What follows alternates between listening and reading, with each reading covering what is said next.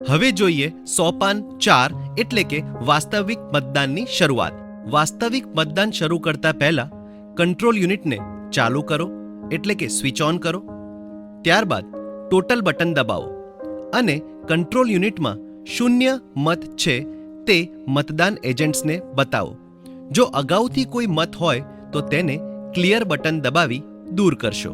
ત્યારબાદ ફોર્મ 17 ક એટલે કે મતદારોના રજિસ્ટરમાં પ્રથમ મતદાર સહી કરે તે પહેલા પ્રિસાઇડિંગ ઓફિસર પ્રથમ મતદાન અધિકારી સાથે રહીને તપાસ કરશે અને ફોર્મ 17 ક માં સહીથી નોંધ કરશે કે કંટ્રોલ યુનિટમાં ટોટલ ચેક કરવામાં આવ્યું અને તે 0 જણાયું છે. વાસ્તવિક મતદાન માટે ઈવીએમ બદલવાના પ્રોટોકોલ આ મુજબ છે. બેલેટ યુનિટ, કંટ્રોલ યુનિટ અને વીવીપેટ માટેના બધા જ એરર સંદેશા માત્ર કંટ્રોલ યુનિટ પર જ પ્રદર્શિત થશે. સંદેશો વાંચીને તે મુજબ કાર્યવાહી કરો. જો control unit replace VVPAT error બતાવે તો કંટ્રોલ યુનિટ બંધ એટલે કે સ્વિચ ઓફ કરો અને વીવીપેટ બદલો. મોક પોલ કરવાની જરૂર નથી.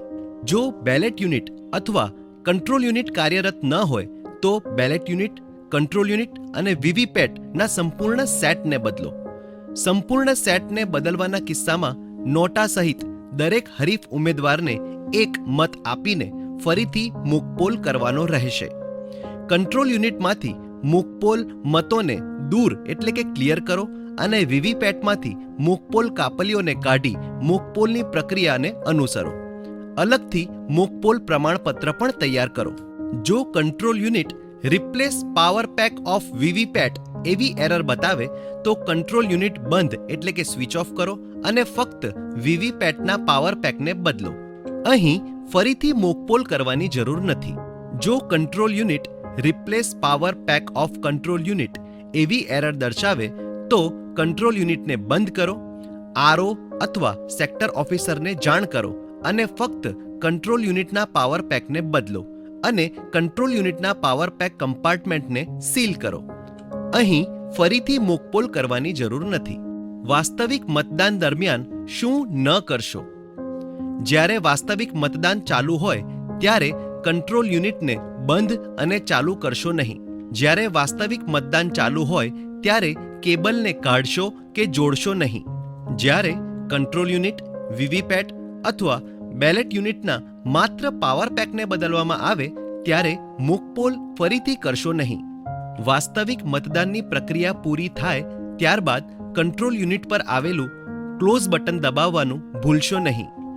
કંટ્રોલ યુનિટમાં નોંધાયેલા મતોની સંખ્યા ફોર્મ 17 ગ અને પ્રિસાઇડિંગ ઓફિસરની ડાયરીમાં નોંધવા માટે તથા મતદાન શરૂ થયાનો સમય અને મતદાન પૂર્ણ થયાનો સમય નોંધવા માટે કંટ્રોલ યુનિટનું ટોટલ બટન દબાવો અને તેની નોંધ કરો.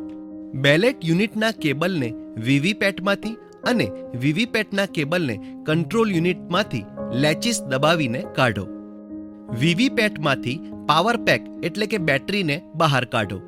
બેલેટ યુનિટ, કંટ્રોલ યુનિટ અને વીવીપેટને તેની સંબંધિત પેટીઓમાં રાખો અને દરેક પેટીને સરનામા કાપલીથી સીલ કરો અને તેના પર મતદાન એજન્ટ્સની સહી લેવાનું ભૂલશો નહીં. વાસ્તવિક મતદાન દરમિયાન શું ના કરશો? મતદાન પૂર્ણ થવાનો સમય સૂચિત થાય અથવા મતદાન પૂર્ણ થાય તે પહેલા કંટ્રોલ યુનિટનું ક્લોઝ બટન દબાવશો નહીં.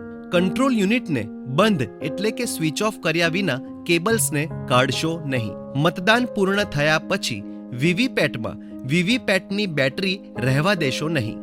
મતદાન પછી પેટીઓને સીલ કરવાનું અને તેના પર એજન્ટ્સની સહી લેવાનું ભૂલશો નહીં.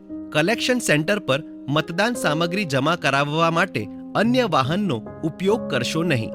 લોકસભા સામાન્ય ચૂંટણી 2024 દરમિયાન આપને સુપ્રત કરવામાં આવેલ કામગીરીમાં આ પ્રેઝન્ટેશન મદદરૂપ બની રહે અને આપ આપનું કાર્ય સફળતાપૂર્વક પૂર્ણ કરો તેવી શુભેચ્છા સહ આભાર.